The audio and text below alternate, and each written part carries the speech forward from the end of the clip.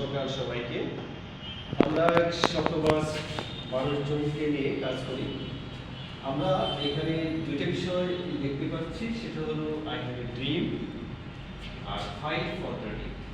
আর সেই স্বপ্ন ও স্বপ্নের জন্য যে যুদ্ধ, সেটা হলো আমরা যারা শিক্ষার্থী আছে, আমরা যারা বিশেষ করে উচ্চাকাঙ্ক্ষী যে বিশেষ ক্যাডার সার্ভিসে চাকরি করব, তাদের জন্য এই ড্রিম। তো আমরা এই ড্রিমের জন্য কী কী বিষয়গুলো জানতে হয়, কী কী কাজ করতে হয়, সেই বিষয়গুলো একটা শর্ট ব্রিফিং আমি সবাইকে দেওয়ার চেষ্টা করছি। আজকের এই ক্লাসটা কন্ডাক্ট করছি আমি Shamsul Alam, lecturer, department of botany, 36 BCS batch, BCS general education cadre.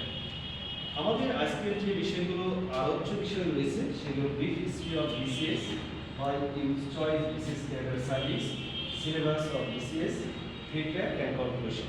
এই পাঁচটা বিষয়ের উপরে আমরা মোটামুটি আলোচনা করার চেষ্টা করব, যেখান থেকে আমরা কিছু বিষয়গুলো শিখতে পারি। ফার্স্ট ওয়ান হচ্ছে যে BCS এর ইতিহাস, Bangladesh civil service. Bangladesh civil সার্ভিসের ইতিহাসে শুরু করতে গেলে আমাদের চলে যেতে হয় সেই ব্রিটিশ যে শাসন আমল থেকে, অর্থাৎ যখন ইংরেজরা আমাদের শাসন করত 1858, অর্থাৎ আমরা জানি যে 1757 সাল পর্যন্ত ইস্ট ইন্ডিয়া কোম্পানি ভারতবর্ষের শাসন করত। এরপরে সিপাহী বিদ্রোহের পরে সমস্ত ক্ষমতা নিয়ে নেয় হচ্ছে ব্রিটিশ সরকার, এবং ব্রিটিশ সরকার ক্ষমতা নেওয়ার পরে তারা তাদের কার্যক্রম পরিচালনা করার জন্য একটা করে, তার নাম হচ্ছে BICB, অর্থাৎ ব্রিটিশ ইন্ডিয়ান সিভিল সার্ভিস। অর্থাৎ তাদের উচ্চপদস্থ কর্মকর্তাদের এই ইয়েতে করা হয়। এরপর 1947 সালে যখন দেশ বিভাগ হয়ে যায়, তখন পাকিস্তান সেন্ট্রাল সুপিরিয়র সার্ভিস নামে এই সার্ভিস কমিশন প্রতিষ্ঠিত হয়, এবং আমাদের বাংলাদেশ স্বাধীন হওয়ার পরে 1971 সালে BCS অফিসিয়াল রূপ হয়। আমরা জানি যে বাংলাদেশে বর্তমানে 26টা ক্যাডার সার্ভিস রয়েছে, এবং এই ক্যাডার সার্ভিসের কম্পোজিশন যে রুল সংশোধনের যে আদেশ, সেটা 1980 সালে প্রতিষ্ঠিত হয়। এবং এই সার্ভিস কমিশনের জন্য, অর্থাৎ এই কার্যক্রম পরিচালনা করার জন্য বাংলাদেশ সংবিধানের 137 নম্বর অনুচ্ছেদ অনুযায়ী বাংলাদেশ পাবলিক সার্ভিস কমিশন গঠিত হয়েছে, এবং এই পাবলিক সার্ভিস কমিশনের মাধ্যমে বাংলাদেশের সর্বোচ্চ চাকরি, অর্থাৎ বাংলাদেশ সিভিল সার্ভিসের সকল কার্যক্রম পরিচালিত হয়ে থাকে। তো আমরা এটা জানার হিস্ট্রি। এবার আমরা জানবো যে কেন আমরা এই ক্যাডার সার্ভিসে চাকরি করতে চাই। এই চাকরি করার পিছনে আমাদের বেশ কিছু কি আছে, ভিউ আছে। ফার্স্ট ওয়ান হচ্ছে কি, high social status and respect. আমরা যদি এই টপিক্সের বিষয়ে বলি, তাহলে আমরা যদি স্বাভাবিকভাবে আমাদের সমাজে যারা বিভিন্ন পেশাজীবী লোকজন আছে, বিশেষ করে সার্ভিস হোল্ডার আছে, তার ভিতরে সবচেয়ে রেসপেক্টেড পার্সন হচ্ছে যারা BCS ক্যাডার সার্ভিসে চাকরি করে। আমরা আরেকটা দেখতে পাচ্ছি, সেটা হচ্ছে সাধারণ মানুষের কাছে তাদের গ্রহণযোগ্যতাটা সবচেয়ে বেশি, কারণ এই সার্ভিস, অর্থাৎ BCS ক্যাডার সার্ভিসের সার্ভিসটা হচ্ছে সার্ভ দ্য নেশন, অর্থাৎ একটা জাতিকে সেবা করা। 2 নম্বর হচ্ছে জব সিকিউরিটি অ্যান্ড স্ট্যাবিলিটি। আমাদের চাকরি অনেকেরই হয়, আমরা বিভিন্ন লেভেলে চাকরি করি। আমাদের BCS ক্যাডার সার্ভিসে যারা আমরা চাকরি করি, আমাদের চাকরিটা একটা সুনির্দিষ্ট আইন দ্বারা পরিচালিত। ফলশ্রুতিতে কেউ কখন কোনো অবস্থাতে হুমকি ধামকি ইচ্ছা করলে তারা আমাদের চাকরিটা কি করতে পারবে না, খেয়ে ফেলতে পারবে, বা আমাদেরকে অনেক সময় বলে যে চাকরি থেকে স্যাক করে দেবে, এরকম কোনো বিষয় নেই। আমরা জানি যে বর্তমান বিশ্বে সবচেয়ে ভ্যালুয়েবল চাকরি হচ্ছে কর্পোরেট জব, যেখানে মানুষের বেতন 1 লাখের উপরে, 1 লাখ, 2 লাখ, 3 লাখ, 5 লাখ এরকম বেতন পাচ্ছে। বাট তার চাকরিটা আগামীকাল সে অফিসে যেতে পারবে কিনা তার কোনো নিশ্চয়তা বহন করে না। কিন্তু আমরা যদি দেখি BCS ক্যাডার সার্ভিসের চাকরিটা এতটাই নিশ্চয়তা বহন করে, এবং এর আরেকটা সুবিধা যেটা হলো যে আমার অবর্তমানে, অর্থাৎ আমার যদি গুরুতর কোনো অপরাধ না হয়, তাহলে ফৌজদারি অপরাধে সংযুক্ত অপরাধের স্বীকৃতি যদি না হয়, ততক্ষণ পর্যন্ত আমার কি হবে না, আমার চাকরি যাবে না, আমি যতক্ষণ সাজাপ্রাপ্ত না হচ্ছে। 3 নম্বর আছে পাওয়ার অ্যান্ড অথরিটি। পাওয়ারের বিষয়টা কি, পাওয়ার হলো সে জিনিস যেটা সবাই কি করতে চায়, এক্সারসাইজ করতে চায়। তাহলে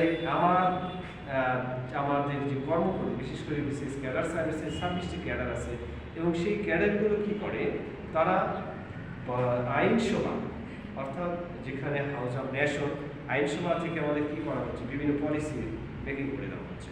সেই পলিসিগুলো বাস্তবায়ন করতেছে কারা, রুট লেভেলের যারা প্রশাসন থেকে শুরু করে বাংলাদেশের 26টি ক্যাডার। তাহলে তারা সেই ক্যাডার কাজ করতে যে তারা সেখানে পাওয়ার এক্সারসাইজ করছেন এবং সেই সাথে সেই কাজের তারা কি অথরিটি।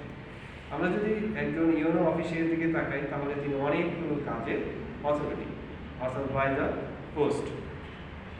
4 নম্বর আছে financial and career benefits. Financial and career benefits এর যে বিষয়টা সেটা হচ্ছে এই চাকরির একটা আমরা যারা বিশেষ ক্যাডার সার্ভিসে যোগদান করি আমাদের প্রথম হচ্ছে হলো 9 গ্রেডে আমরা যোগদান করি। আমাদের স্কেল হচ্ছে 22,000 থেকে 53,060 টাকা। তাহলে এই স্কেলে একজন গেজেটেড কর্মকর্তা হিসেবে আমরা যোগদান করতেছি। তারপর কি হচ্ছে আমাদের নির্দিষ্ট সময় পরপর কি আছে প্রমোশন রয়েছে। তার মানে আমরা আস্তে আস্তে শুধু তাই না, আমরা বেতনের সাথে সাথে বেশ কিছু ভাতা পেয়ে থাকি।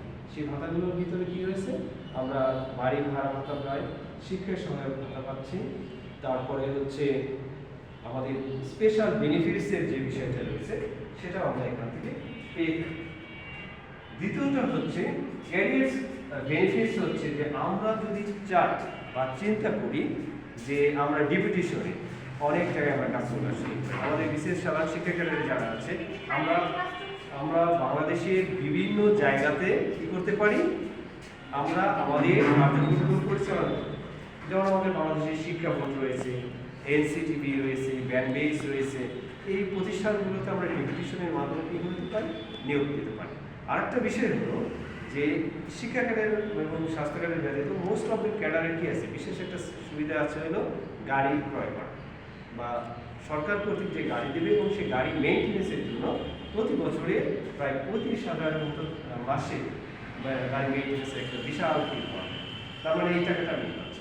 আর একটা হলো যদি আমরা উচ্চশিক্ষা গ্রহণ করার জন্য যেতে পারি, বিশেষ করে পিএইচডি বা পিএইচডি এগুলো করার জন্য যদি আমরা দেশে বা দেশের বাইরে যাওয়ার একটা বিশাল অপরচুনিটি আছে।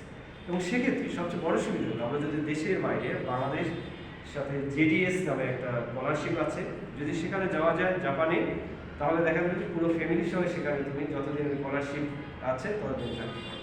আর একটা বিষয় হচ্ছে এই স্কলারশিপ পেলে পরে সেখানে যে একটা ফিনান্সিয়াল সাপোর্ট, দ্যাট মিনস বিভিন্ন ইনস্টিটিউটগুলোতে প্রায় 30 থেকে 50,000 টাকা, সর্বশেষ ইউনিভার্সিটি গ্রান্ট কমিশন 50,000 টাকা পর্যন্ত ফেলোশিপ নির্ধারণ করেছে।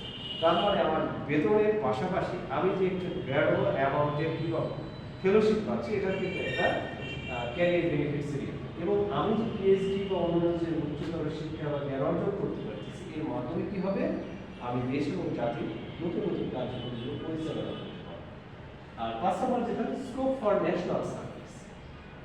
কেন আমার উদ্দেশ্য হচ্ছে আমি পড়াশোনা শেষ করেছি, আমি দেশ গঠনের একটা অংশ হিসেবে কাজ করতে চাই।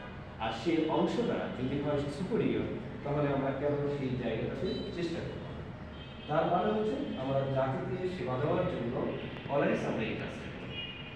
তারপরে যে বিষয়টা আছে ট্রান্সপারেন্সি ইন রিক্রুটমেন্ট, আমরা প্রথমে দেখেছি যে আমাদের এই রিক্রুটমেন্টের প্রসেস যারা করে বাংলাদেশ পাবলিক সার্ভিস কমিশন, যেটা একটি সাংবিধানিক প্রতিষ্ঠান, এবং সেই জায়গাতে আমরা আমাদের মেধা শ্রম দিয়ে যদি করতে পারি সেখানে শতভাগ স্বচ্ছ মেধার ভিত্তিতে নিয়োগ হয়। আমরা জানি যে কোটা বিরোধী আন্দোলন হয়েছিল, সেই কোটা থেকে এখন কিন্তু বাংলাদেশ পাবলিক সার্ভিস কমিশন অনেকটা বের হয়ে গেছে, যদি 5% বা 7% কোটা এখনো রয়েছে।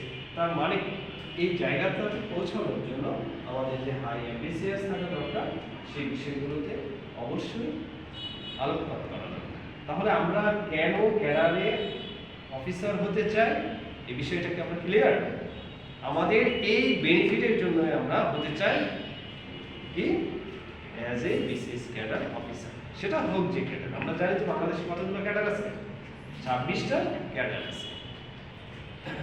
Thank you very much.